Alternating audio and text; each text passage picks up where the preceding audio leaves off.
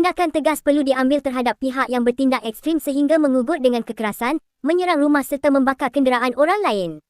Ketua Pemuda UMNO, Datuk Dr. Muhammad Akmal Saleh berkata tindakan sedemikian jauh lebih berbahaya kerana melibatkan unsur keganasan dan boleh mencetuskan ketegangan dalam masyarakat. Muhammad Akmal berkata, penguatkuasaan undang-undang tidak seharusnya dilihat berat sebelah dengan hanya mengambil tindakan terhadap satu pihak sahaja.